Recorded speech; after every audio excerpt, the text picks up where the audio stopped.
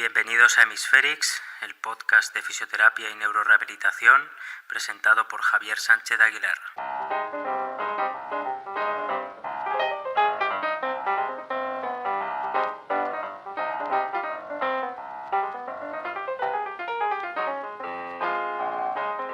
En el episodio de hoy vamos a hablar de una estructura fundamental del sistema nervioso, situada en lo profundo del cerebro y cuya comprensión ha cambiado bastante con el tiempo, conforme se han ido haciendo estudios más complejos y se ha relacionado con nuevas funciones y conexiones con otras estructuras neurales. Estamos hablando del tálamo, una estructura que puede parecerse a una aceituna en tamaño, una almendra gruesa o un mini huevo de codorniz de unos 3 centímetros, pero que su tamaño no hace justicia a su relevancia en el sistema nervioso. Cuando yo estudié neuroanatomía en la universidad, allá por 2013 o 2014, el tálamo aparecía como una masa de sustancia gris dentro del diencéfalo, por encima del tronco cerebral y detrás de los ganglios basales, encargada de recibir casi toda la información sensitiva y sensorial antes de que llegara a la corteza. Se nos repetía una idea que todos los que hemos estudiado neuroanatomía hemos memorizado alguna vez.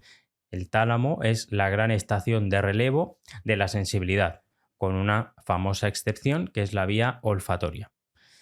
El tálamo es como una especie de rotonda anatómica, si pensamos en términos de carreteras, por la que pasan fibras, donde se hace un primer filtrado de los estímulos sensitivos. Si el estímulo no es suficiente o es, digamos, trivial, se queda en ese tálamo y no va subiendo a la corteza y se hace consciente. En aquella época universitaria, juvenil, yo también seguía mucho las clases de un médico argentino que colgaba sus clases en YouTube, que era Leonardo Coscarelli. Había otros profesores también de medicina que lo hacían, pero a mí me gustaba mucho Leonardo Coscarelli, que justamente explicaban el tálamo de una manera muy clásica, muy anatómica, que bueno, pues también tiene su utilidad con distintas nomenclaturas, pero era sobre todo una neuroanatomía de nombres, de territorios y de vías, como muy estático todo. Por ejemplo, pues que el cuerpo geniculado lateral para la visión, el medial para la audición, el núcleo ventral posterolateral para el cuerpo, para la sensibilidad del cuerpo, ¿no? Y así, todo muy estático, que también pues era quizás el momento de explicarlo así. Todo como una especie de mapa, ¿no? Y de alguna forma era necesario.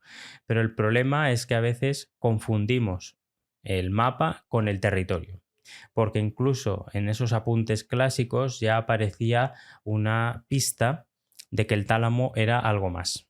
No solo se decía que casi todas las vías sensitivas proyectan a la corteza después de hacer sinapsis en el tálamo, sino que también se mencionaba que por el tálamo pasaban vías no sensitivas procedentes de ganglios basales, cerebelo, formación reticular y zonas límbicas.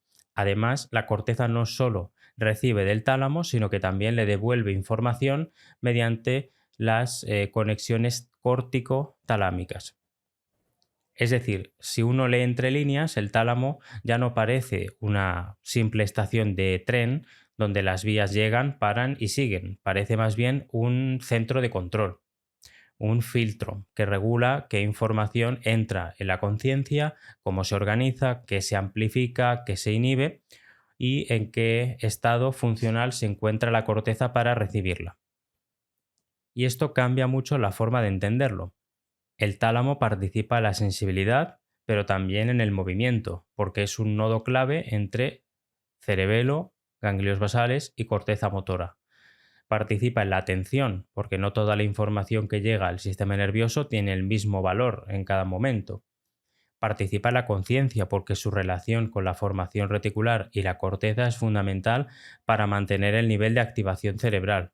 Y participa en la emoción, la memoria y la conducta, porque algunos núcleos talámicos forman parte de circuitos límbicos y prefrontales. Parece que de repente el tálamo deja de ser solo una estación sensitiva y empieza a parecerse más a una estructura que decide, filtra y sincroniza estados cerebrales. Así que en este episodio quiero partir de esa enseñanza clásica, hacer honor a ella, por supuesto, enseñanza que muchos recibimos en la universidad, pero no para destruirla, sino para ampliarla, porque la frase estación de relevo no es errónea, simplemente se queda corta. El tálamo no es solo el lugar por el que pasa la información antes de llegar a la corteza, también es una estructura que habla constantemente con la corteza, con el cerebelo, con los ganglios basales, con el sistema límbico y con sistemas de activación del tronco cerebral. Y quizá por eso entender bien el tálamo es una forma de entender en general cómo funciona el cerebro y qué pasa cuando se lesiona o se dañan sus conexiones. Como ya me conocéis, antes de meternos en faena y desmenuzar el tálamo, me gusta siempre meter algo de historia, algo de contexto y saber de dónde viene todo. El origen histórico del tálamo no empieza con una estructura eh, bien delimitada, con sus núcleos, las conexiones y las funciones tal y como hoy las estudiamos. Empieza más bien con una palabra, que es la palabra griega thálamos. En griego hacía referencia a una cámara interior, a una estancia profunda, a una cámara nupcial, una alcoba, es decir, algo escondido y privado. Nos viene que ni pintado porque pocas estructuras del encéfalo representan tan bien esa idea de habitación interna como el tálamo enterrada en la profundidad del cerebro. La primera aparición anatómica conservada del tálamo se atribuye a Galeno en el siglo II después de Cristo, pero claro, decir que Galeno descubrió el tálamo pues sería una simplificación excesiva. Galeno no vio el tálamo con nuestros ojos ni lo entendió como una estación nuclear del diencéfalo. Su anatomía estaba pues atravesada por la teoría de los ventrículos, por la idea del neuma que os sonará o del espíritu animal y por una concepción del cerebro donde las cavidades internas tenían mucho protagonismo. De hecho, algunos estudios históricos sostienen que Galeno pudo utilizar la palabra thalamus no para referirse exactamente a esa estructura que hoy conocemos, sino a una región vinculada a los ventrículos laterales, los nervios ópticos y los tractos ópticos. Es decir, el nombre nació antes que el concepto anatómico moderno.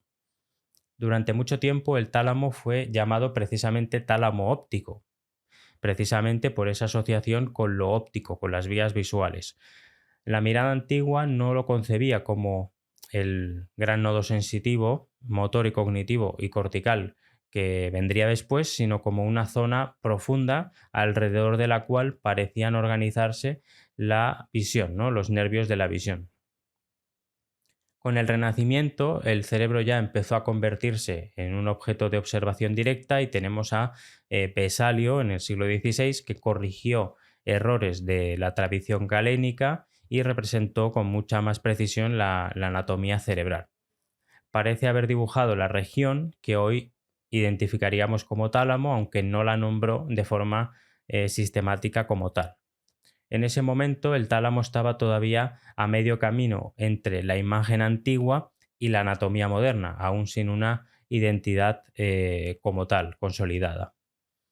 En el siglo XVII ya tenemos un paso muy importante con Thomas Willis, que es el del polígono de Willis, que fue una figura fundamental porque empezó a mirar el cerebro no solo como una masa indiferenciada, sino como un conjunto de partes con posible significado funcional. Y tenemos su obra Cerebri Anatome del 1664 que ayudó a fijar esa anatomía cerebral más estructurada y a consolidar términos que después serían centrales en la neurología.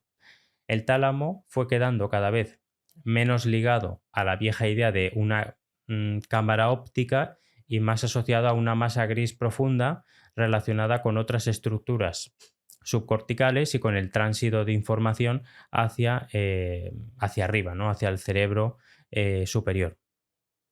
Pero probablemente el gran salto hacia el tálamo moderno lo tenemos en el siglo XIX con Carl Friedrich Burdach, que fue uno de los primeros en describir de forma clara y sistemática su anatomía macroscópica, una estructura ya con sus partes reconocibles, con las regiones anteriores, las regiones laterales, mediales, el pulvinar y la lámina medular interna. Después vinieron las técnicas histológicas, las tinciones, los estudios de lesión, la neurofisiología y, por supuesto, la neuroimagen. Y cada nueva herramienta pues, fue añadiendo conocimiento y cambiando las preguntas que se hacían. Ya no bastaba con saber dónde estaba el tálamo, sino cómo estaba dividido, con quién se conectaba, qué información modulaba y qué ocurría cuando se lesionaba. En el siglo XX el tálamo ya se fragmentó concretamente en núcleos, con el ventral posterolateral, el ventral posteromedial, el ventral lateral, bueno, todo lo que vamos a ver en un momentito, y lo que se había empezado como pues eso, una cámara profunda, pues ya teníamos compartimentos, ya teníamos sus distintas habitaciones de ese tálamo. Como contamos antes, durante buena parte de la enseñanza clásica, el tálamo se simplificó como estación de relevo. Y no es una metáfora falsa. Para muchas vías, especialmente las somatosensoriales, visuales y auditivas, el tálamo actúa como una puerta de entrada hacia la corteza. Pero la historia del tálamo es también la historia de una estructura que fue desbordando sus propias metáforas, ¿no? El problema no era decir que el tálamo relevaba información, sino que el problema era decir que solo hacía eso. Las investigaciones modernas han mostrado que muchos circuitos talámicos participan en bucles talamocorticales y corticotalamocorticales, modulando la atención, la conciencia, la cognición, el control motor, el aprendizaje y, por ejemplo, la comunicación entre áreas corticales, una idea que hace años pues, era impensable. Es verdad que no hay que desmadrarse tampoco. Obviamente vamos a ver todas estas funciones, pero el tálamo ahora de repente no va a hacerlo todo. La historia del tálamo, como vemos, pues tiene algo simbólico. Nació como una palabra para nombrar una cámara interior, después que se vio como una región más bien óptica y más tarde ya pues como una colección de núcleos. Y bueno, pues hoy empieza a entenderse ya como algo más interesante, ¿no? Como un regulador, como un filtro dinámico de actividad cortical, un modulador de estados cerebrales y un nodo de integración entre sensibilidad, acción, atención, movimiento, conciencia, etc. Y por eso el nombre yo creo que es muy adecuado, ¿no? Es como la habitación interior, no porque sea un lugar pasivo donde se almacena información, sino porque es una estancia central por la que pasan muchas de las conversaciones, podríamos decir, más importantes del cerebro, ¿no? Durante siglos la neuroanatomía fue abriendo sus puertas una a una y al hacerlo descubrió que aquella cámara profunda no era un simple pasillo hacia la corteza, sino una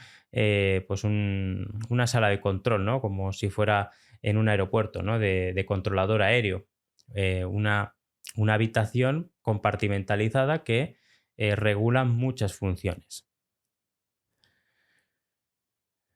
Si hablamos ya de neuroanatomía funcional del tálamo, pues tengo que decir que es todo un reto, ¿eh? Es todo un reto hablar de esto porque por vía auditiva, ¿no? Por audio es complicado explicar el tálamo, como en general la anatomía, ¿no? Entonces, yo confío en que vosotros tenéis la imagen del tálamo en vuestra cabeza, seguro que habéis estudiado los núcleos y voy a intentar pues dar una estructura para que sea un refuerzo para repasar, ¿no? el tálamo, y lo que realmente pues, más puede aportar son las funciones que tenemos hoy en día, ¿no? Asociadas al tálamo. Pero bueno, voy a intentar hacerlo lo más sistemático posible para que se entienda.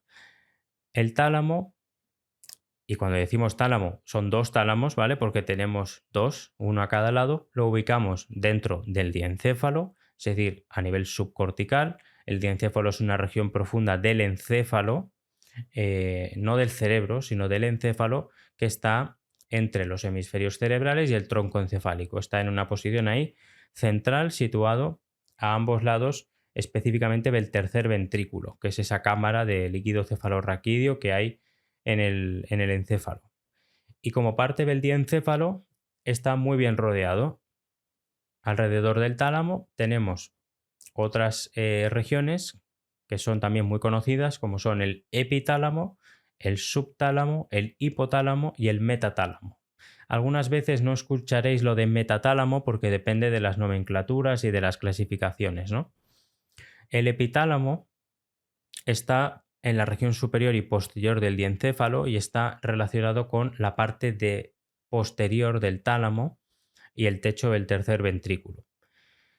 ¿Os sonará la glándula pineal? Pues obviamente forma parte de este epitálamo, está relacionada con los ritmos circadianos, con la secreción de melatonina. También está una estructura que se llama avénula, que está relacionada con los circuitos límbicos, con la motivación, la recompensa, los estímulos aversivos, ¿no? Y también está la estría medular del tálamo y la comisura posterior. La vénula es especialmente interesante porque conecta el sistema límbico con estructuras del tronco encefálico. No es simplemente una estructura menor de la que nos podamos olvidar tan fácil como nos pasaba en clase, porque hoy en día se le da bastante importancia en circuitos de motivación, de frustración, de recompensa negativa, de aversión, de regulación dopaminérgica y serotoninérgica, y por tanto no nos tenemos que olvidar de la vénula, ¿vale? Que está dentro del epitálamo. Después tenemos el subtálamo, que está por debajo del tálamo y participa sobre todo en circuitos motores. Y aquí tenemos el famoso núcleo subtalámico o cuerpo de Lewis, que forma parte de los circuitos con los ganglios basales y como tal participa en la regulación del movimiento, y de ahí que sea foco de algunos enfoques de estimulación cerebral profunda en el Parkinson y en otros trastornos del movimiento. Y la otra estructura importante aquí en el subtálamo es la zona incerta, que no se conoce tanto, pero también tiene conexiones motoras, sensoriales y autonómicas. Pero bueno, yo si tuviera que recalcar una estructura diría núcleo subtalámico sí o sí. Después tenemos el hipotálamo, que está por debajo y por delante del tálamo y forma parte de las paredes y suelo del tercer ventrículo y se relaciona anatómicamente con el quiasma óptico, con el infundíbulo hipofisario y los cuerpos mamilares.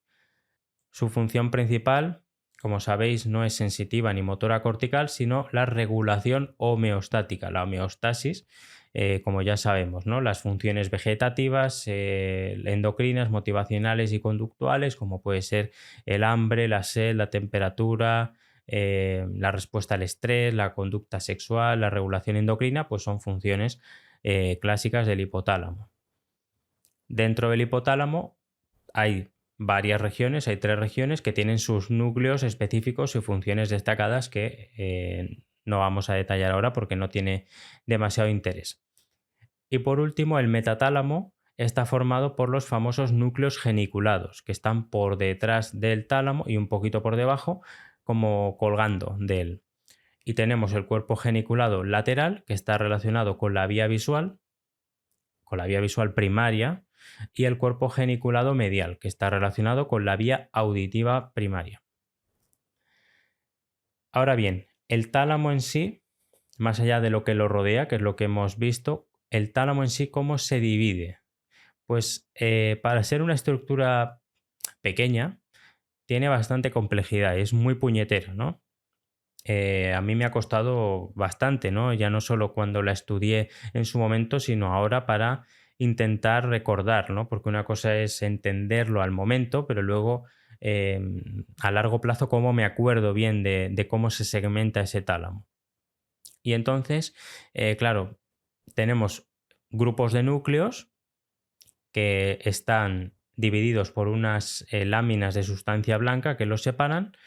Y claro, estamos hablando de que puede que haya más de 50 subnúcleos, entonces tenemos que dividirlos muy bien y hablar de los que son más relevantes. Entonces, lo primero, si miramos el tálamo desde atrás, pensad que el tálamo es como un huevo, ¿no?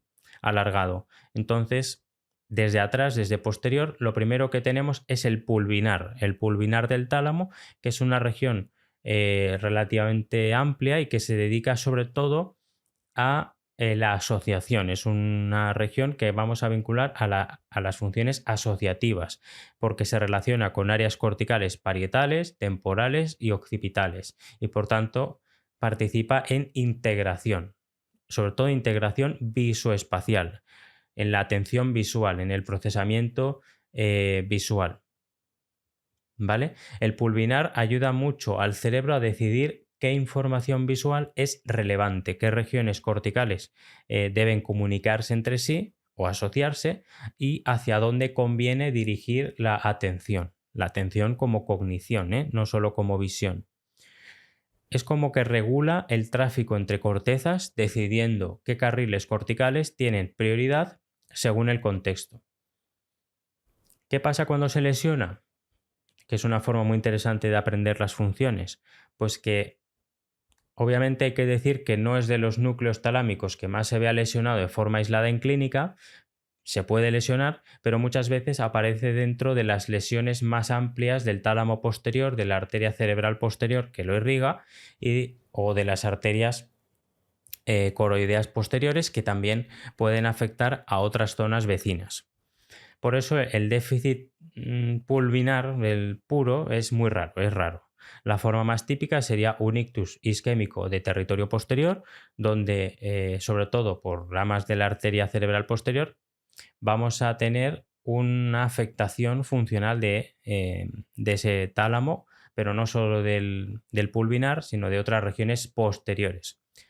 También podría afectarse por una hemorragia talámica, por tumores, por lesiones desmielinizantes o por procesos degenerativos, pero clínicamente lo más fácil de imaginar es una lesión vascular profunda posterior.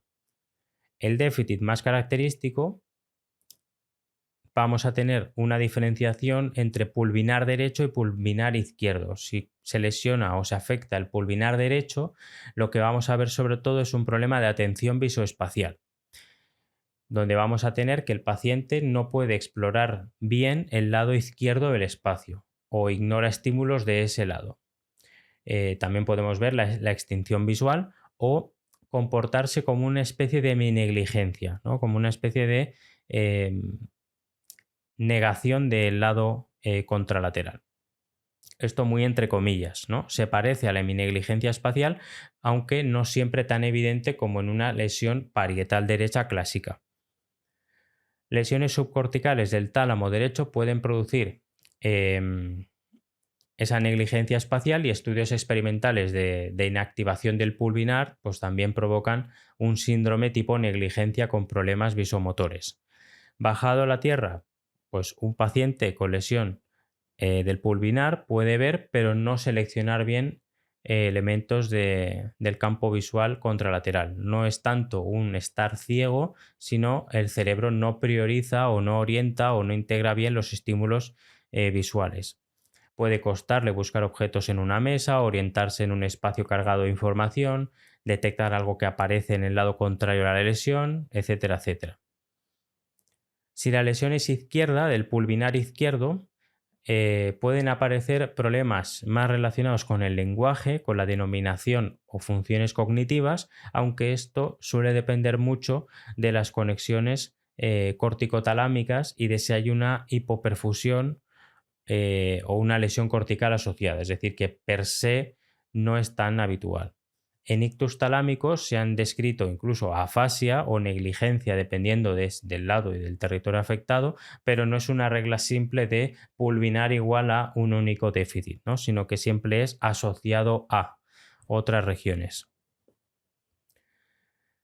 Por tanto, ya tenemos el pulvinar, que es la parte más posterior. Si nos vamos hacia adelante, antes de seguir con más partes y núcleos del tálamo, hay que hablar de la lámina medular interna, que la lámina medular interna es una lámina de sustancia blanca, como una línea, que tiene forma de Y y que es la que va a partir o dividir el tálamo en sus grandes territorios de núcleos. Es interna porque desde fuera no se ve, desde fuera el tálamo parece un todo uniforme, y se le llama en Y porque tiene esa forma desde atrás hacia adelante de Y, que nos va a dividir el tálamo en tres partes, ¿no? En tres grupos de núcleos, que son el grupo anterior, el grupo medial y el grupo lateral.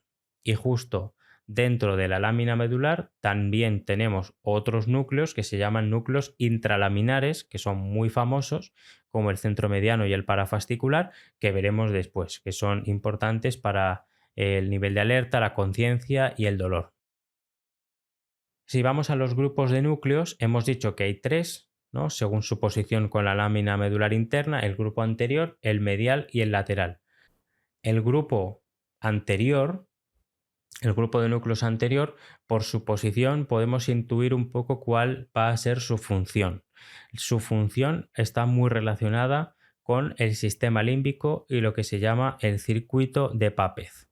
El circuito de Pápez es un circuito, una red cerebral relacionada con la memoria emocional, que conecta principalmente regiones del sistema límbico, como es el hipocampo, el fornix, los cuerpos mamilares, el cíngulo, ¿no? El giro cingulado, la corteza entorrinal y el hipocampo. Es como un anillo límbico de conexiones que permite que las experiencias no sean solo recuerdos fríos, sino recuerdos con contexto, emoción y con sentido autobiográfico. Por tanto, el tálamo anterior recibe información de los cuerpos mamilares, en este caso, a través del tracto mamilotalámico, y proyecta hacia el cíngulo. Es parte del circuito, ¿no? de Pápez. Obviamente, si tenemos una lesión que afecta a esta región anterior del tálamo, pues podemos esperar alteraciones de memoria. Terminadas la parte posterior, el pulvinar, y la anterior, cuando me refiero a parte posterior me refiero a la parte más posterior, porque vamos a ver que dentro de los núcleos lateral y medial también hay parte posterior, por eso es tan lioso. Pero bueno, una vez descritas esa parte más posterior y más anterior, tenemos que llegar ya a la gran división liosa entre el grupo lateral y el grupo medial, que es donde se va a complicar la cosa, porque hay muchas habitaciones aquí, muchos núcleos. Aquí es donde viene la riqueza del tálamo, para ser una estructura relativamente pequeña. Y es que al final el tálamo es una pelota de cuerpos neuronales muy especializada, con muchas conexiones hacia muchas regiones. Por un lado, en la parte externa o lateral del tálamo tenemos el grupo lateral de núcleos. Podrían estar todos los núcleos laterales dispersos por ahí, pero no, están subdivididos en una parte más dorsal y una parte ventral. Dorsal en el sistema nervioso, en el cerebro, se refiere a arriba, ¿vale? Dorsales arriba y ventrales abajo.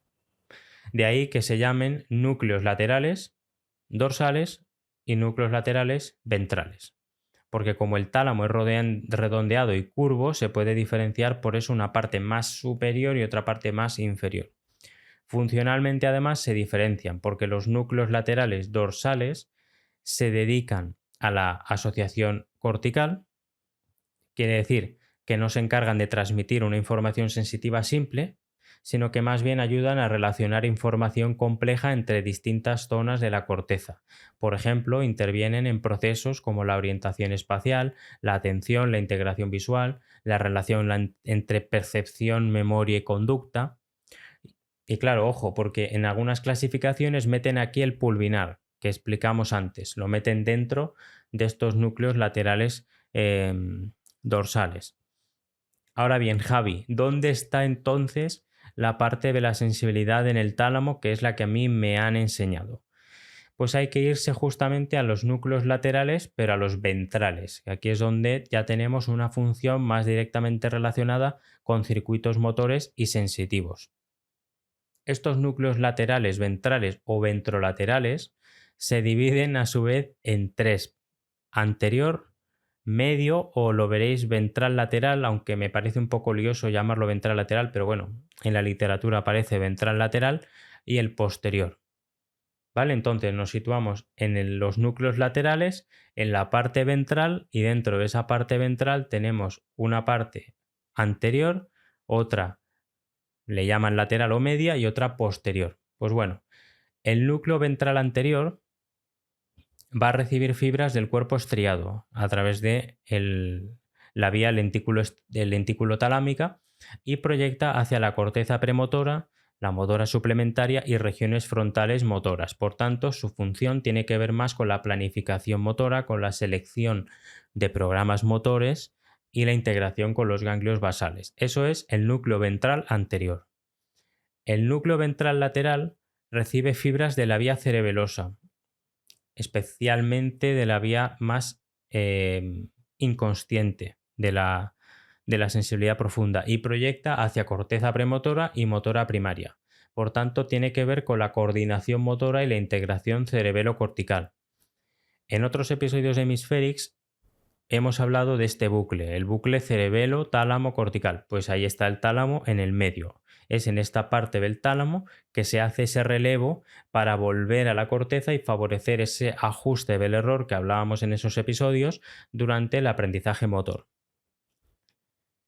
Finalmente llegamos a la sensibilidad de la mano de los núcleos posteriores, con el famoso núcleo ventral posterolateral, ¿vale? Que muchas veces lo vemos como NVPL, ¿vale? Núcleo ventral posterolateral. Este núcleo sí que ya va a recibir información desde abajo, desde la sensibilidad del cuerpo, por sus distintas vías y proyecta hacia la corteza somatosensorial primaria o S1.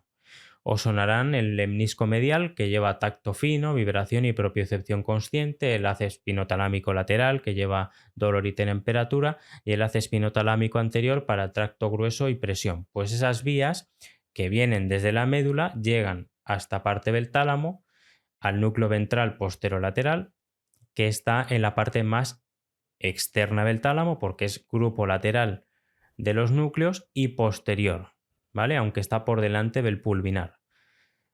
Nos tenemos que hacer una imagen de eso, ¿no? Grupos laterales, grupos posteriores, por eso se llama núcleo ventral posterolateral del tálamo. Y si hay un posterolateral, pues hay un posteromedial, pero en este caso ya es para la sensibilidad de la cara y para el gusto. Recibe información de la cara principalmente a través del trigémino y la sensibilidad gustativa viaja principalmente por el nervio facial, el glosofaringio y el vago. Entonces, pues tenemos más o menos esos núcleos agrupados, ¿no? Todo el grupo de núcleos lateral del tálamo, con una parte anterior, una parte lateral y una parte posterior, ¿vale? La sensibilidad como tal la asociamos a esa parte posterior, ¿no? El núcleo ventral posterolateral y posteromedial del tálamo. Las lesiones de esos núcleos, de los núcleos ventral posterolateral y posteromedial, suelen producir los famosos déficits sensitivos contralaterales. El posterolateral afecta la sensibilidad del cuerpo en términos globales, ¿no? De brazo, tronco, pierna, y por eso puede dar pues hipoestesia, parestesias, pérdida de vibración, propiocepción, dolor, temperatura, tacto. Si la propiocepción está alterada, el paciente pues puede parecer torpe o atáxico, pero no por esa falta de fuerza, sino porque no hay sensibilidad correcta y no llega bien a la corteza. El núcleo posteromedial pues es lo mismo, pero para la cara, para la boca y para la región del trigémino. Las lesiones que más típicamente afectan a estos núcleos son los ictus, ¿no? Los infartos talámicos posterolaterales, muchas veces por ramas profundas de la arteria cerebral posterior. También pueden verse afectados por hemorragias talámicas, por lesiones desmielinizantes, tumores o daño en las vías que llegan o salen del tálamo, como pues esas vías del tracto espinotalámico, etcétera, etcétera.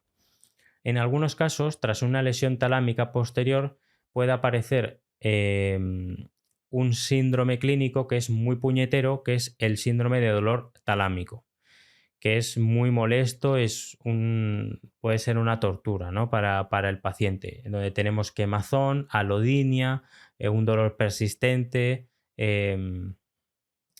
semanas o meses, después del ictus. ¿Y qué diferencias hay si se lesiona el tálamo a si se lesiona más arriba, ¿no? La corteza somatosensorial primaria? Pues si se lesiona esta parte del tálamo suele aparecer una alteración sensitiva más bruta, más grosera, más global del hemicuerpo o de la hemicara contralateral. Si se lesiona arriba, ¿no? Digamos en la corteza somatosensorial primaria o cerca, puede conservarse parte de la sensibilidad básica, pero se altera más específicamente un dominio, ¿no? Por ejemplo, la discriminación fina, que implicaría pues, localizar con precisión un estímulo o reconocer objetos por el tacto, que es la estereoagnosia, o la discriminación de 2 puntos, ¿no? Entonces, esa es un poco la diferencia. Al final es nivel de complejidad. El tálamo participa en un nivel de complejidad sensitiva más menor, ¿no? Que la corteza. Si seguimos con la Y del tálamo, esa lámina que nos dividía el tálamo en 3 partes, hemos hablado de la parte anterior, del pulvinar primero, ¿no? Pero de la parte anterior, de la parte lateral y ahora nos queda la parte medial, que son los núcleos mediales o dorsomediales, que se relacionan sobre todo con ya la parte más cognitiva y con el circuito límbico, ¿vale? La parte prefrontal y los circuitos límbicos. Por tanto, tenemos funciones como la regulación emocional, la toma de decisiones, la conducta, la integración con el hipotálamo y están muy vinculados a esa parte del cerebro que nos permite actuar con intención, tomar decisiones, valorar consecuencias y adaptar nuestra conducta al contexto. Clínicamente esta región puede lesionarse, aunque no es tan habitual verla de forma completamente aislada. Lo más típico sería una lesión vascular en territorios profundos del tálamo, especialmente en infartos talámicos paramedianos, que se llaman, o lesiones que afectan a ramas perforantes posteriores. Cuando se lesiona esta zona, el paciente no suele presentar como tal un déficit motor o sensitivo puro, sino más bien un cambio cognitivo-conductual. Y podemos tener apatía, falta de iniciativa, lentitud mental, problemas de memoria, desorientación, dificultad de planificación, cambios de personalidad.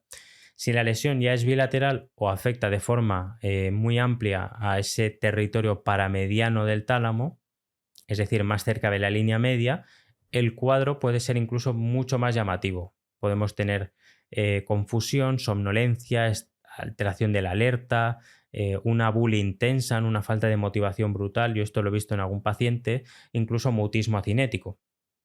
Por eso, una forma sencilla de recordar los núcleos mediales o dorsomediales sería esta. Son núcleos que ayudan a conectar emoción, memoria y corteza prefrontal para poder convertir la información interna y externa en una conducta organizada.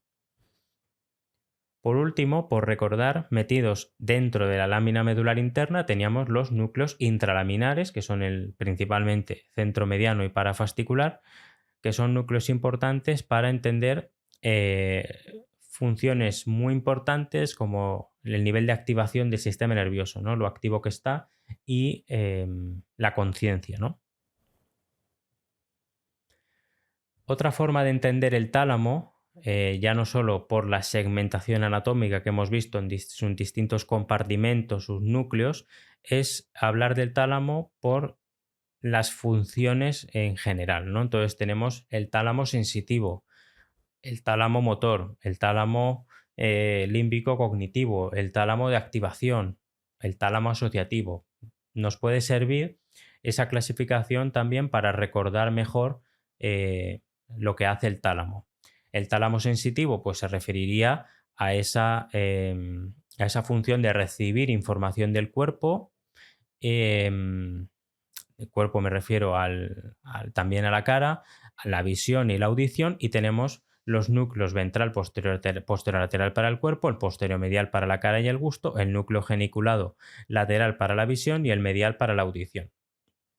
El tálamo motor, pues tendríamos esas conexiones del cerebelo, los ganglios basales con la corteza motora, y aquí tenemos el núcleo ventral anterior para los ganglios basales y el ventral medio o ventral lateral para el cerebelo.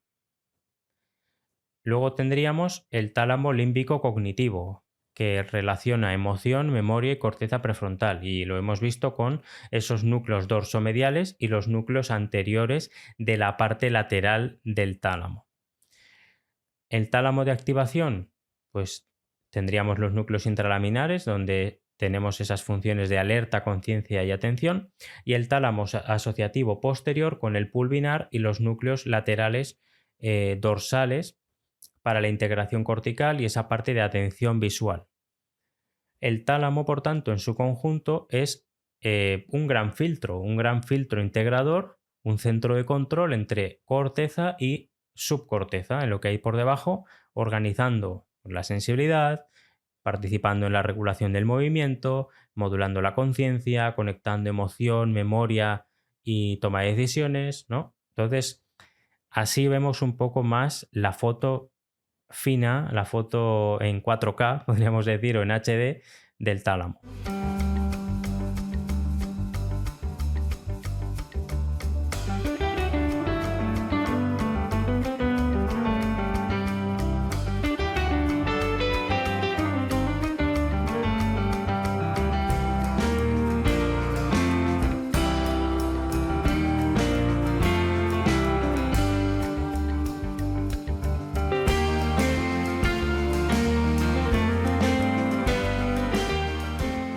Hasta ahora hemos visto el tálamo como una estructura anatómica con su segmentación, con sus distintas clasificaciones, y ahora toca empezar a pensarlo como un sistema fisiológico, como un sistema que funciona de una determinada manera y funciona de una determinada manera dinámica. Porque la pregunta interesante ya no es solo qué vía pasa por aquí, que está bien, sino qué hace el tálamo con esa información o en qué estado la transmite, cómo la filtra, cómo la sincroniza con la corteza y por qué una misma vía puede tener un significado completamente distinto según el estado global del cerebro. Al final esa es la clave. Y muchas veces no llegamos aquí, ¿no? No llegamos aquí porque entendemos que es demasiado complejo para entenderlo, que nos quedamos con la neuroanatomía. Pero yo creo que tenemos que saber un poco del funcionamiento, de la neurofisiología, de las estructuras del sistema nervioso, sin tampoco irse de madre con moléculas y conexiones uno a uno casi, ¿no? Sino un nivel de explicación global, pero un poquito más allá de la neuroanatomía. Entonces, el tálamo no es solo una estructura que conecta puntos, es una estructura que regula estados y, por tanto, explicar su funcionamiento es muy importante. Una primera idea importante es que el tálamo tiene una organización celular que es aparentemente sencilla, pero funcionalmente muy potente. De forma muy general, podemos hablar de dos grandes tipos celulares. Por un lado, las neuronas de proyección talámica, que son excitadoras, por tanto funcionan con glutamato, son glutamatérgicas, y envían axones fuera del tálamo hacia arriba, hacia la corteza, hacia el estriado, hacia la amígdala, lo que sea. Y por otro lado tenemos las neuronas, en este caso interneuronas, inhibitorias, por tanto funciona con GABA, ¿no? Por tanto GABAérgicas que actúan a nivel local, dentro del mismo núcleo talámico. Por tanto tenemos neuronas de proyección talámica que van hacia afuera y neuronas interneuronas inhibitorias que funcionan localmente. Esto ya nos está diciendo que el tálamo no es una masa que simplemente deja pasar, que es un filtro, un relevo, como estamos diciendo todo el rato, sino que es una estructura donde la excitación y la inhibición se combinan para regular el formato de salida hacia otras regiones. Además, algo muy interesante es que, a diferencia de la corteza, el tálamo no es una mini corteza que tenga una gran red de conexiones excitatorias recurrentes que dan bucles a nivel local entre neuronas talámicas vecinas. Es decir, funciona como una estructura más especializada en organizar, seleccionar y modular la información que va a salir de él. Aquí aparece una idea que a mí me parece fundamental para entender el tálamo ya a un nivel moderno, que es la diferencia entre drivers y modulators, o, sin ser tan pedante en inglés, si lo traducimos entre entradas conductoras, que sería drivers, ¿no? Entradas conductoras, y entradas moduladoras. Entradas que conducen la información principal y entradas que modulan cómo esa información se va a tratar. Las entradas driver o conductoras serían las que llevan el contenido principal, por ejemplo, las fibras de la retina hacia el cuerpo geniculado lateral, que es el de la visión, o la información somatosensorial que llega al núcleo ventral posterolateral del tálamo desde los núcleos grácil y cuneiforme de la médula. Es la información que podríamos llamar el mensaje. Pero luego están las entradas moduladoras, que no llevan tanto el mensaje como el contexto del mensaje. Vienen de la corteza, del tronco cerebral, de los ganglios basales, del cerebelo, de sistemas colinérgicos, noradrenérgicos, serotoninérgicos, dopaminérgicos, etc. Y esas entradas determinan si la información pasa con más fidelidad, con más fuerza, si se atenúa, si se amplifica, si se sincroniza con una determinada oscilación o si se queda funcionalmente bloqueada. Dicho de otra forma, el driver dice qué está pasando y el modulator o el modulador dice cuánta importancia tiene esto ahora. Cuando hablamos de drivers y modulators, no estamos hablando tanto de dos tipos de neuronas talámicas, sino de dos tipos de entradas que reciben las neuronas del tálamo. Unas entradas que llevan el mensaje principal que el tálamo va a retransmitir y otras que ajustan el modo en que ese mensaje será filtrado, amplificado, sincronizado o contextualizado, pero al final modulado. ¿Vale? Entonces una cosa son las neuronas que hemos dicho que son de proyección talámica, excitadoras que van hacia afuera, las interneuronas inhibitorias locales, esos son neuronas y lo que nos referimos con drivers y modulators son entradas que llegan al tálamo y que pueden ser pues, conductoras o pueden ser moduladoras.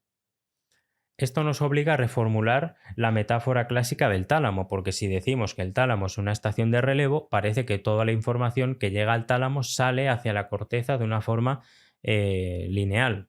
Pero si introducimos esta figura de los conductores y moduladores, ya no estamos hablando de un cableado pasivo, sino de una especie de mesa de mezclas, ¿no? de un DJ.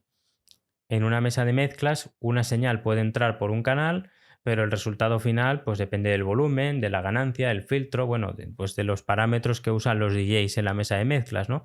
Pues algo parecido ocurre aquí. La información sensitiva, visual, auditiva, motora, límbica, lo que sea, puede llegar al tálamo, pero el modo en el que esa información alcanza la corteza depende de múltiples señales descendentes y ascendentes que ajustan su relevancia fisiológica.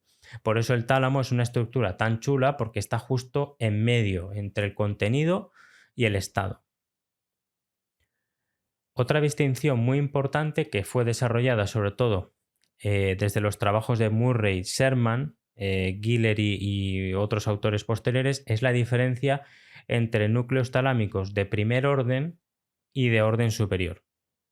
Los núcleos de primer orden serían los que reciben una información principal desde estructuras subcorticales y la llevan hacia la corteza, por ejemplo, la vía retina, geniculado lateral, corteza visual o lemnisco medial, núcleo ventral posterolateral del tálamo, corteza somatosensorial, que es lo que más hemos aprendido en la universidad, ¿no? Son núcleos talámicos de primer orden. Y eso encaja muy bien con la idea clásica de relevo. Pero los núcleos de orden superior son mucho más interesantes, más cabrones para un estudiante de tercero de fisioterapia, ¿no? Pero más interesantes para los que nos gusta la neuro, para desmontar esa metáfora simple, porque reciben mucha información desde la propia corteza y la proyectan hacia otras áreas corticales. Es decir, el tálamo no solo conecta periferia con corteza, también puede participar en la comunicación entre zonas corticales. En vez de imaginar solo una autopista ascendente desde el cuerpo hacia la corteza, tenemos que imaginar bucles córtico-tálamo-corticales donde la corteza utiliza al tálamo para hablar consigo misma, podría decirse así, ¿no? Como una especie de eco. Esto es muy potente porque cambia la idea de subcorteza como algo inferior o como algo primitivo, ¿no? Rompe también un poco esa jerarquía clásica. Muchas veces en neuroanatomía parece que la corteza es el director de orquesta y que todo lo subcortical está por debajo ejecutando órdenes más básicas. Pero el tálamo rompe un poco esa idea. No es solo un subordinado de la corteza, es parte de los bucles que permiten que la corteza funcione como corteza. Y esto tiene mucho sentido si pensamos que la corteza no puede estar permanentemente abierta a todo. necesita filtrar, necesita seleccionar, priorizar, ajustar la relevancia, ignorar el ruido y cambiar de estado, sobre todo según estemos despiertos, dormidos, atentos, distraídos o en una situación de amenaza, ¿no? Por tanto, la corteza no lo puede hacer todo en este sentido. En el PDF del episodio, los que seáis mecenas de Patreon o los que adquiráis el PDF de forma independiente simplemente por el interés en este episodio, podréis ver esquemas que tengo para explicar estos conceptos, ¿no? y explicaciones de algunas imágenes, de artículos. Entonces, como os he dicho antes, trato de explicar esto lo mejor posible, pero con una ayuda visual, con un esquema, todo se entiende mejor. Entonces, si os interesa mucho este tema del tálamo, yo os recomiendo que o bien os hagáis mecenas de Patreon o simplemente adquiráis el PDF de este episodio para poder estudiar este tema con imágenes, con esquemas que quizás os pueden ayudar a entender mejor toda esta información sobre todo neurofisiológica. Entonces, claro, todos estos bucles y estos conceptos de entradas al tálamo y de los drivers y modulators, pues está más explicado con esquemas. Pero bueno, independientemente de eso, que os animo a que tengáis interés en el tálamo y en estudiarlo, llegamos a una de las ideas neurofisiológicas para mí más bonitas del tálamo, que es ya estudiar las formas de disparo de las neuronas del tálamo. ¿Vale? Esto puede parecer muy friki, pero realmente es precioso entender esto. De forma clásica, se habla en cuanto a los modos de disparo de las neuronas, se habla de un modo tónico y de un modo en ráfaga, que también se le llama burst mode, ¿vale? El modelo burst es tren o ráfaga. Entonces, tenemos clásicamente el modo tónico de disparo y el modo en ráfaga. En modo tónico, la neurona del tálamo está relativamente despolarizada y responde de una manera más proporcional y fiel a la entrada que recibe. Es decir, si la entrada que llega a esa neurona del tálamo aumenta, la frecuencia de disparo del tálamo, de esa neurona del tálamo, aumenta, ¿no? Si la entrada disminuye, la frecuencia de ese disparo baja. Este modo es útil o es más útil cuando necesitamos una precisión o una continuidad sensorial. Por ejemplo, si estoy atendiendo a una sensación concreta de mi mano o a un estímulo visual relevante, me interesa que la señal llegue con buena resolución, como decíamos antes en HD, ¿no? Con finura. El modo en ráfaga no me ayuda en eso. El modo en ráfaga es diferente. Aparece más fácilmente cuando la neurona está hiperpolarizada y depende mucho de canales de calcio que se llaman tipo T. En ese estado, la neurona no transmite la información con la misma fidelidad, ¿no? Con el mismo HD que antes en el modo tónico, sino que puede responder con descargas breves, agrupadas, como si lanzara un tren, ¿no? Una señal de detección. Esto se ha relacionado clásicamente con la somnolencia y el sueño en muchos estudios, pero no hay que interpretarlo simplemente como un apagón. El modo ráfaga puede reducir la transmisión fina de información específica, ¿sí? Pero también puede servir como un detector sensible de cambios. Dicho de forma sencilla, el modo tónico sería como escuchar una conversación con nitidez, el modo ráfaga sería más como una alarma que no te cuenta todos los detalles, sino que simplemente te está diciendo que algo ha ocurrido. ¿Vale? Son dos modos distintos de disparo del tálamo. Y entonces, pues Javi, ¿por qué nos cuentas esto? Que me estás liando. Esto es demasiado para nosotros. Pues bueno, os lo cuento porque esto es clave para entender por qué el tálamo está tan relacionado con el estado cerebral. Y me di cuenta de esto cuando estudié los trastornos de conciencia y traté pacientes con estos problemas. Durante la vigilia atenta, nos interesa que determinados canales estén abiertos de forma precisa. Durante el sueño, el cerebro no quiere estar completamente sometido a la entrada sensorial externa. ¿no? Eso tiene todo el sentido del mundo. Si cada estímulo táctil, auditivo o visual tuviera la misma capacidad de entrar a mi corteza durante el sueño, dormir sería imposible. Por eso los circuitos tálamo-corticales cambian su dinámica a través de estos modos de disparo. El tálamo participa en oscilaciones características del sueño, como los usos del sueño, y en ritmos tálamo-corticales que cambian según estemos dormidos o despiertos. Está estudiado cómo las oscilaciones tálamo-corticales cambian entre el cerebro dormido o activado. Aquí entra una estructura que antes quizás no parecía tan protagonista, pero ahora sí, que es el núcleo reticular del tálamo. No hay que confundirlo con la formación reticular del tronco encefálico, ¿vale? Sino que el núcleo reticular talámico es como una fina capa de neuronas inhibitorias que actúan como una mantita, como que envuelven lateralmente al tálamo. Marcuse y colaboradores lo describen como justamente como una manta sobre la superficie lateral del tálamo. Este núcleo recibe información de las fibras que entran y salen del tálamo, pero sus proyecciones vuelven al propio tálamo y son inhibitorias. Por tanto, es una especie de compuerta inhibitoria. En vigilia participa en la atención selectiva. Durante el sueño participa en los bucles que generan los usos del sueño junto con otros núcleos talámicos. El núcleo reticular talámico es como un portero de discoteca, pero un portero fino, no un portero bruto, no un armario sin sentimientos. No se limita a decir pasas o no pasas, sino que regula qué canales talámicos tienen más probabilidad de influir en la corteza en un momento determinado. Si estoy concentrado en una tarea visual, ciertas rutas visuales y atencionales pueden estar facilitadas, porque es el objetivo de mi cerebro, ¿no? Mientras que otras señales irrelevantes quedan atenuadas. Eso no se produce por arte de magia, es el tálamo el que está haciéndolo. Si estoy durmiendo, el sistema va a cambiar de modo y va a favorecer oscilaciones internas más que una transmisión sensorial externa, lógicamente para no despertarme.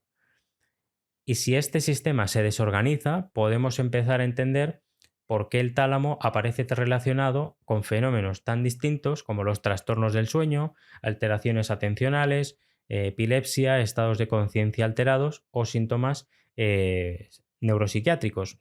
No es por casualidad.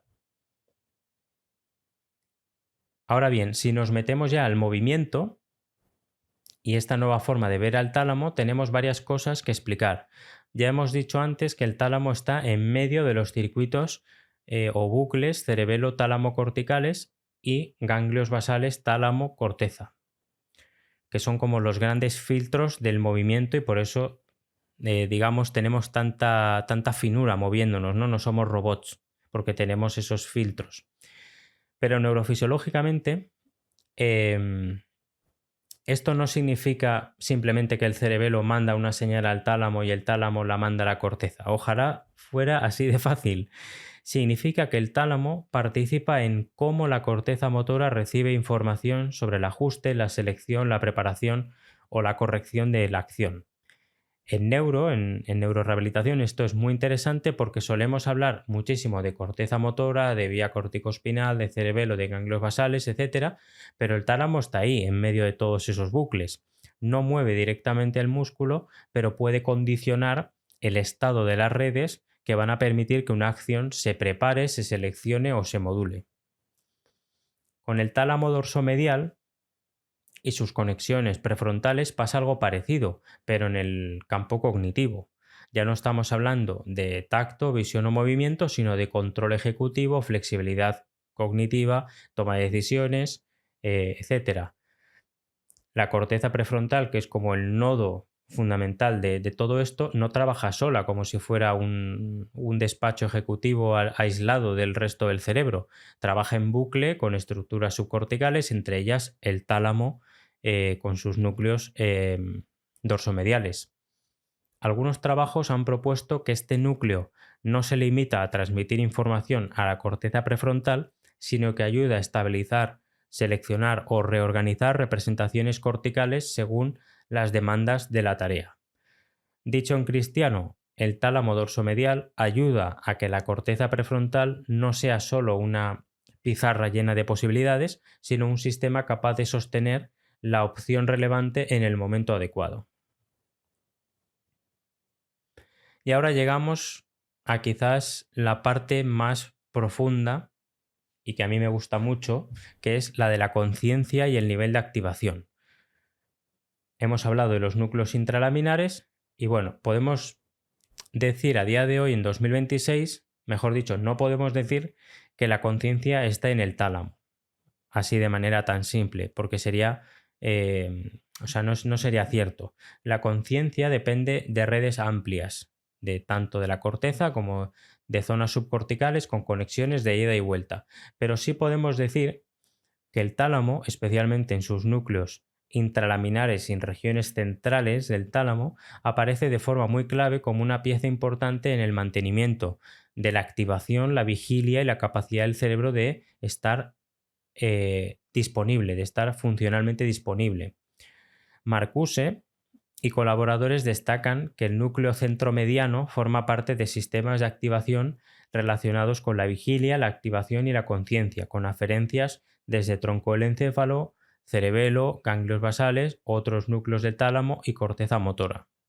Esto explica por qué el tálamo aparece una y otra vez cuando hablamos del coma, de la anestesia, del sueño profundo, de la epilepsia generalizada o los trastornos de otros trastornos de conciencia. No porque sea una especie de interruptor mágico, sino porque está situado en una posición muy estratégica para coordinar esa activación de redes corticales amplias. Hay revisiones recientes que apoyan un papel muy importante del complejo centromediano parafascicular, que son núcleos intralaminares, en la generación, modulación y mantenimiento del nivel de conciencia, aunque con mucha heterogeneidad entre estudios, métodos y poblaciones. Y también hay líneas terapéuticas experimentales, como la estimulación cerebral profunda del tálamo central, que intentan modular esos circuitos en pacientes, por ejemplo, en coma o con trastornos de conciencia, con resultados que son muy prometedores, pero que todavía complejos y no extrapolables de forma simple. Por tanto, dicho todo esto, explicada un poco esa neurofisiología del tálamo, que a mí me parece muy bonita, ahora vamos a sintetizar algunas nociones sobre neuropatología del tálamo, algunas de las cuales ya las hemos introducido, así que nos servirá de repaso, de profundización. Después de todo este recorrido que hemos hecho, de toda esta hora que llevamos hablando, llegamos a la clínica, llegamos a entender qué ocurre cuando una lesión afecta directa o indirectamente al tálamo. Una afectación directa puede ser un infarto talámico, una hemorragia, un tumor, ¿vale? Una encefalitis, un trauma o una degeneración. La segunda opción es la afectación indirecta, con el tálamo quizás anatómicamente preservado, pero funcionalmente desconectado de la corteza, del tronco encefálico y de otras estructuras. Y esto es muy importante porque en neurología no solo importa dónde está la lesión en la resonancia, sino qué red ha quedado fuera de juego.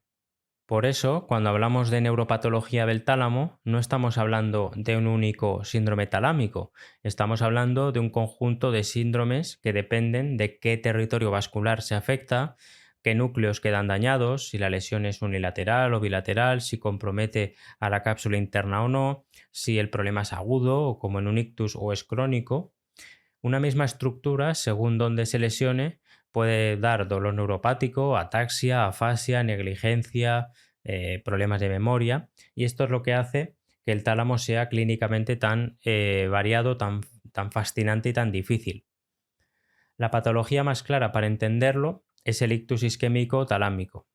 Los infartos talámicos no se comportan todos igual porque el tálamo está irrigado por ramas profundas de la circulación posterior, sobre todo de la arteria cerebral posterior y de la comunicante posterior. De forma clásica se habla de varios territorios vasculares dentro del tálamo.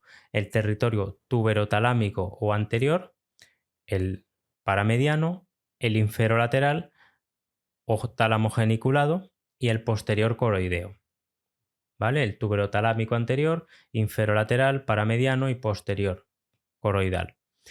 Cada uno tiene una tendencia clínica distinta. No es una regla perfecta porque los territorios se solapan y cada paciente es un mundo, pero bueno, sirve mucho para razonar.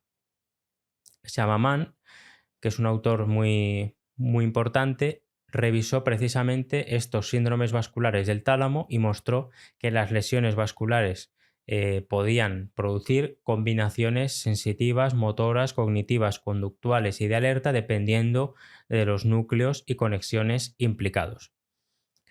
Por un lado, el territorio inferolateral, por ejemplo, es el que más nos recuerda al tálamo clásico sensitivo motor.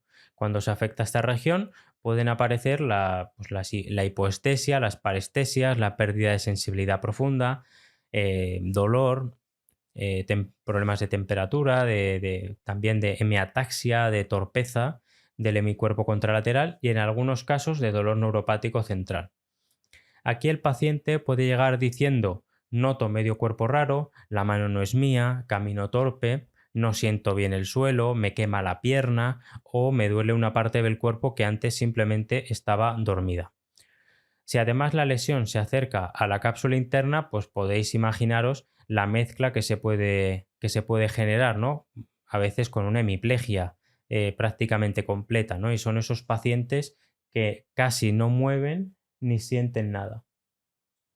Y esto es clínicamente importante porque a veces el déficit no es una parálisis limpia ni una pérdida sensitiva limpia, sino una mezcla rara de mala sensibilidad, mala integración propioceptiva, torpeza, inseguridad postural y dolor. Aquí aparece uno de los cuadros más famosos, que es el síndrome talámico de Dejerin-Roussy o dolor central posictus, que históricamente se vinculó mucho al tálamo, aunque hoy sabemos que el dolor central posictus puede aparecer también por lesiones en otras regiones de la vía somatosensorial. Lo característico es que el paciente no solo pierde sensibilidad, con el tiempo puede desarrollar dolor espontáneo, quemazón, alodinia, hiperalgesia o sensaciones desagradables. Es un dolor generado por una alteración del procesamiento central de la sensibilidad y tiene una repercusión bastante grande sobre el sueño, el ánimo, la participación en la terapia y en general la evolución del paciente es más tórpida con estos casos. Otro grupo de manifestaciones muy interesante son los trastornos del movimiento de origen talámico. A veces imaginamos los trastornos del movimiento como algo exclusivo de los ganglios basales o del cerebelo, pero el tálamo está, como decíamos antes, en medio de esos bucles. Lesiones talámicas pueden producir temblores, distonías, mioclonías, coreoatetosis, posturas anormales o movimientos involuntarios que pueden aparecer de forma aguda o a veces diferida. Esto tiene sentido si recordamos que los núcleos ventrales del tálamo reciben información de los ganglios basales y el cerebelo y proyectan hacia corteza motora, premotora y suplementaria. Si el tálamo altera la señal que llega a la corteza motora, la salida motora puede volverse torpe o excesiva, ¿no? Al final se cometen errores de precisión del movimiento. Aquí podemos distinguir dos cosas. Por un lado, lo que se ha llamado ataxia talámica, que muchas veces tiene un componente sensitivo propioceptivo o cerebelo tálamo cortical, es decir, el paciente no coordina bien, no ajusta bien la trayectoria, no regula bien el error. Y otra cosa son los movimientos involuntarios, donde puede haber distonías, temblores o mioclonías por una alteración de los circuitos de selección y control motor. Siguiendo con los territorios vasculares del tálamo, hemos visto ese territorio inferolateral, que es el más conocido quizás, y también tenemos el territorio paramediano, que ya nos lleva a otra clínica distinta. Aquí ya no pensamos en sensibilidad ni movimiento, sino pensamos en alerta, memoria, conducta y nivel de conciencia. Los infartos paramedianos, sobre todo si son bilaterales, pueden producir somnolencia intensa, confusión, apatía, alteración de memoria, desorientación, problemas ejecutivos o incluso puede llegar al coma.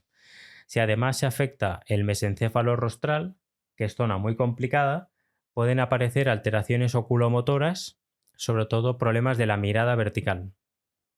Una lesión pequeña pero profunda bilateral puede cambiar bastante el estado global de la persona. Aquí no podemos no mencionar el infarto de la arteria de Percherón. La arteria de Percherón es una variante anatómica en la que un único tronco arterial irriga ambos tálamos paramedianos y a veces parte del mesencéfalo rostral, y cuando se ocluye, pues podéis imaginar lo que pasa, ¿no? Ocurre un infarto bilateral paramediano y clínicamente puede presentarse con la tríada de alteración del nivel de conciencia, problemas de memoria y parálisis de la mirada vertical. El problema es que muchas veces el TAC que se hace inicial puede ser normal o poco llamativo y el paciente puede parecer que está intoxicado, que puede tener un problema metabólico, problema psiquiátrico o simplemente que está muy dormido. Pero en realidad lo que tiene es una lesión estratégica en una región que sostiene el nivel de alerta, que sostiene un nivel basal de memoria, un nivel basal de integración tálamo-mesencefálica. Revisiones recientes describen precisamente la alteración de conciencia, las alteraciones de mirada y el deterioro de memoria como síntomas muy frecuentes en este cuadro.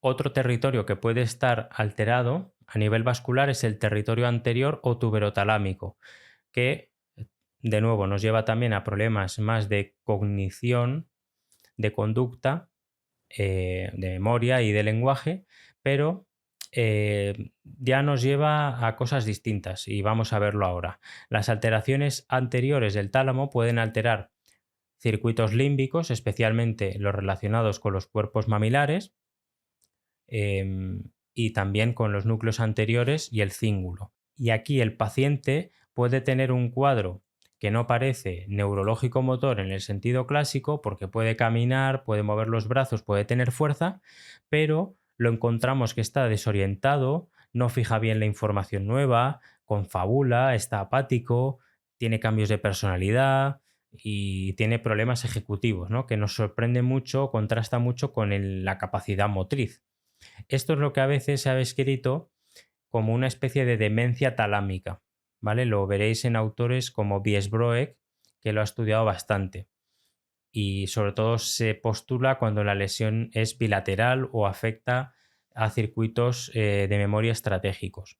El término demencia obviamente hay que usarlo con cuidado, entre comillas, porque en fase aguda puede haber confusión, puede haber fluctuaciones, puede haber problemas que se parecen, pero la idea clínica es la misma, ¿no? El tálamo puede producir un síndrome cognitivo-conductual profundo sin necesidad de una lesión cortical extensa, que eso contrasta mucho con otras patologías neurodegenerativas.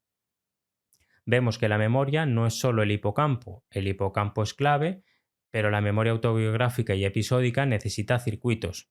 Cuando se lesiona el tálamo anterior o sus conexiones, el problema no es que el paciente no quiera atender o que esté despistado sin más, sino que el problema es que hay una ruptura de esa parte del circuito que permite registrar, organizar y recuperar la experiencia. Y por último tenemos el territorio posterior, donde aparecen el pulvinar del tálamo, los cuerpos geniculados y todo lo que serían las regiones posteriores del tálamo. Ya hemos hablado antes del pulvinar, así que no voy a repetir toda la historia, pero aquí interesa recordarlo desde la neuropatología. Las lesiones posteriores del tálamo pueden producir alteraciones visoespaciales, problemas de atención visoespacial, problemas que se parecen mucho a la negligencia visoespacial, a la extinción visual o alteraciones de, digamos, asociación entre distintas partes de la corteza. Lo interesante es que estos déficits pueden parecer corticales y ahí nos podemos liar. Un paciente con lesión talámica derecha puede comportarse como si tuviera un problema parietal derecho, y un paciente con lesión talámica izquierda puede parecer que tiene problemas lingüísticos más de una fase de Broca, aunque muchas veces con un perfil más leve o más atípico. En ese sentido, se ha hablado de la fase atalámica, que no es la fase de Broca clásica ni la de Wernicke, sino que es un trastorno que es poco frecuente, a menudo más leve, con un predominio de dificultades léxico-semánticas, es decir, problemas para encontrar palabras, para seleccionar un término adecuado, parafasias semánticas, reducción de fluidez en algunos casos, pero con repetición y comprensión relativamente conservadas en muchos pacientes. Es como si el lenguaje no estuviera destruido, sino que estuviera mal seleccionado, mal activado o mal regulado. Más allá del ictus isquémico talámico, también podemos tener hemorragias talámicas. La hemorragia talámica suele asociarse a la hipertensión arterial y puede comprometer no solo el tálamo, sino también pues, todo lo que le rodea, la cápsula interna, los ventrículos y estructuras del mesencéfalo que están cerca. Por eso el cuadro ya es más aparatoso, ya no es tan específico quizás, sino que ya puede ser una destrucción brutal. Y podemos tener un mix muy variado de clínica, ¿no? De miparesia, de alteración sensitiva, de desviación ocular, de alteración pupilar, de disminución del nivel de conciencia, de hidrocefalia, de muchos déficits muy distintos. En estos casos, la clínica no depende solo de lo que esté afectado a nivel del núcleo, sino del volumen de sangre, del edema, de cómo estén los ventrículos, de la afectación de vías vecinas, porque al final el efecto masa tiene esos efectos. En una hemorragia real, la lesión no respeta el esquema bonito del atlas anatómico. Puede afectar al tálamo, pero también a las fibras que pasan cerca, a la cápsula interna, a las redes tálamo-corticales, etc. Por eso un paciente con hemorragia talámica puede tener pues, esa mezcla de clínica. En los trastornos de conciencia muchas veces no hay una lesión talámica focal aislada. Puede haber un traumatismo cráneoencefálico difuso, una anoxia, una lesión axonal difusa, una desconexión tálamo-cortical, un daño en los ganglios basales o una alteración en los sistemas de activación del tronco encefálico. Pero el resultado final puede converger en que el cerebro no consigue activar o sostener un nivel suficiente de activación, para que aparezcan las respuestas conscientes estables. Es decir, el tálamo lo necesitamos en medio del sistema nervioso y además esa parte tálamo central para que el sistema nervioso pueda trabajar bien en general y pueda trabajar bien la corteza. Y aquí viene una idea que para mí conecta muy bien con la neurorehabilitación. En un trastorno de conciencia el problema no es solo que el paciente no se despierta. El problema es que la red que permite alternar sueño-vigilia, sostener la atención, la alerta y de alguna forma integrar las señales corporales, pues está muy alterada, ¿no? Por eso en clínica vemos pacientes que abren los ojos pero no siguen órdenes, pacientes que fluctúan muchísimo según la hora del día, pacientes que parecen responder a veces sí, a veces no, pacientes que tienen islas de conducta que se llaman, pero no una comunicación estable. Y cuando entendemos el papel del tálamo en estas redes, entendemos mejor por qué la valoración no puede ser una única exploración rápida a las 8 de la mañana, sino que hay que observar estados, fluctuaciones, ciclos, estímulos relevantes, fatiga, medicación, sueño, dolor, postura, contexto. Todo eso que ya comentamos hace años en el episodio de evaluación en trastornos de la conciencia. En episodios sobre los trastornos de conciencia hablábamos justamente de la hipótesis del mesocircuito de Schiff, que plantea que después de lesiones cerebrales graves puede producirse una reducción de la actividad en circuitos frontoestriados y tálamo-corticales, como una especie de falta de activación mantenida que limita la recuperación de la consciencia. Es como si queremos encender la tele, pero no termina de encenderse del todo y está como fluctuando, ¿no? Y no se enciende la televisión. Y si no se enciende la televisión, yo no puedo poner un canal, no puedo funcionar. Según esta idea, algunas intervenciones, ya sean farmacológicas o de estimulación cerebral profunda o de neurorehabilitación, podrían tener sentido si consiguen aumentar esa excitabilidad nerviosa, neural, basal y la conectividad funcional de esos circuitos. A día de hoy, más que una firma talámica, entre comillas, que separe perfectamente el coma, la vigilia sin respuesta y la mínima conciencia, lo que se observa es un gradiente de preservación o recuperación de redes tálamo-corticales. En el coma falla de forma brutal el sistema de activación, incluyendo tronco encefálico, tálamo central y corteza, por lo que no hay una vigilia conductual. En la vigilia sin respuesta, o lo que se llamaba antes estado vegetativo, reaparecen ciclos de apertura ocular y cierta alerta, pero la conectividad funcional entre el tálamo y redes frontoparietales prefrontales, que es la que nos da chicha, pues sigue muy alterada. En la mínima conciencia ya subimos un poquito el escalón y parte de esas redes tálamo-corticales y corticales se conserva o fluctúa lo suficiente como para permitir algunas respuestas. La recuperación parece depender en parte de que se restaure la capacidad del tálamo central para aumentar la excitabilidad cortical, para sincronizar esos bucles córticos subcorticales y mantener esa conducta estable dirigida a objetivos y poder funcionar. Esto no acaba, porque también hay que mencionar el papel del tálamo en la epilepsia y el sueño. Aquí el tálamo aparece no tanto como una estructura lesionada, sino como una estructura que participa en ritmos patológicos. Las crisis de ausencia, por ejemplo, se han relacionado clásicamente con oscilaciones tálamo-corticales anormales. El paciente no tiene una lesión anatómica visible, pero durante unos segundos la red entra en un patrón de sincronización que altera la conciencia. El tálamo y el núcleo reticular talámico participan en ritmos que normalmente pueden tener sentido fisiológico, como son los usos del sueño, pero que en determinados contextos pueden contribuir a oscilaciones patológicas. Aquí el tálamo no es la causa única de la epilepsia, pero sí un nodo de sincronización. Por eso nos sorprende que algunos tratamientos de estimulación cerebral profunda en la epilepsia se dirijan a los núcleos talámicos como el núcleo anterior o el núcleo centromediano parafascicular, que son los núcleos intralaminares. Y por último, en las enfermedades neurodegenerativas y en lesiones difusas, también encontramos al tálamo, por supuesto, aunque de una forma menos sindrómica y más de red. En deterioro cognitivo, enfermedad de Alzheimer, Parkinson, esclerosis múltiple, traumatismo craneoencefálico o daño hipóxico, el tálamo puede mostrar atrofia, alteraciones de conectividad o cambios funcionales relacionados con la cognición, con la fatiga, con la atención, la velocidad de procesamiento o la alteración del sueño. El tálamo, de esa forma, forma parte de redes que si degeneran o se desconectan, puede actuar como un marcador, como un nodo vulnerable o como amplificador de la disfunción global.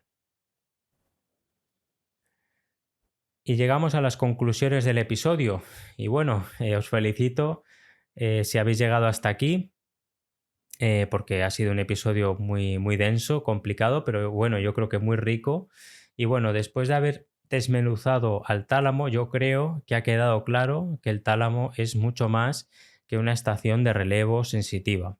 Ahora, cuando tengamos ante nosotros un paciente en el que en un informe veamos ya el tálamo o tenga directamente una lesión vascular talámica o similar, pues ya tenemos la alerta puesta, ¿no? Tenemos que hacer un screening que contemple las distintas funciones asociadas al tálamo, porque el paciente talámico puede engañar mucho. Puede tener fuerza suficiente, pero no usar bien el hemicuerpo, porque no lo siente, porque lo ignora, porque le duele, porque no puede mantener la atención, porque está abúlico, porque se fatiga cognitivamente o porque su nivel de alerta fluctúa. Si miramos solo la escala motora, además los fisioterapeutas que a veces pecamos mucho de ello, pues nos perdemos medio cuadro. Por ejemplo, un paciente con lesión inferolateral del tálamo puede necesitar mucho trabajo de sensibilidad, de carga, de integración propioceptiva, de control postural y manejo del dolor. Un paciente con lesión paramediana puede necesitar otra cosa, quizás sesiones más cortas, control de la somnolencia, estímulos significativos, orientación, regulación del entorno, trabajo con la familia, mucha neuropsicología probablemente. Un paciente con lesión posterior y negligencia pues necesitará estrategias visoespaciales, tareas bimanuales, referencias a nivel de espacio y corporales, adaptación del entorno. Un paciente con alteración pues más anterior o dorsomedial, pues ya es un perfil muy cognitivo-conductual, donde ya lo físico pasa a un segundo o tercer plano. Ya tenemos un problema más de iniciativa, planificación, selección de la acción. Y eso cambia por completo cómo interpretamos el rendimiento. Entender, entre otras cosas, cómo funciona el tálamo es entender mejor qué le pasa al paciente y así evitamos los tratamientos generalistas. Así que si tuviera que resumir la neuropatología del tálamo en una idea, pues sería esta: el tálamo enferma como nodo, no como una simple estación. Cuando se lesiona no solo falla una vía, falla una forma de organizar la relación entre el cuerpo, la corteza y el estado cerebral. Por eso sus síndromes son tan variados. Por eso puede haber una clínica tan diversa y por eso entender el tálamo es entender una de las grandes reglas del sistema nervioso, que la función cerebral no depende solo de centros aislados, sino de bucles, estados, ritmos y conexiones. Y con esto volvemos al inicio del episodio. Decíamos que el tálamo se enseñaba como una estación de relevo sensitiva, y lo es. Pero después de recorrer su historia, su anatomía, su neurofisiología y su neuropatología, la metáfora se nos queda pequeña.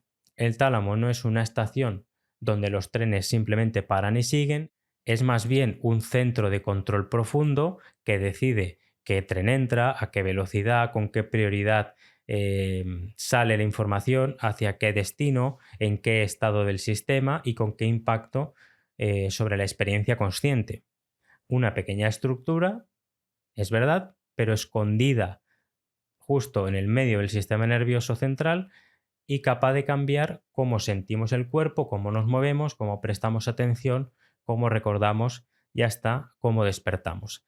Así que espero que os haya parecido interesante este episodio, espero que no me matéis por lo largo que ha sido, pero bueno, ya sabéis que me gustan estos episodios de profundización y dejarlo todo en un mismo episodio y no hacer partes, así puedo volver y podéis volver a él cuando queráis y repasar. Al final esto también es una forma de repaso.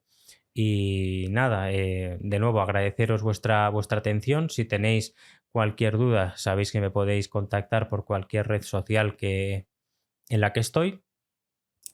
Invitaros a haceros mecenas de Patreon si no lo sois, o a interesaros por algunos de los episodios para tenerlos en formato PDF y poderlo estudiar con más tranquilidad.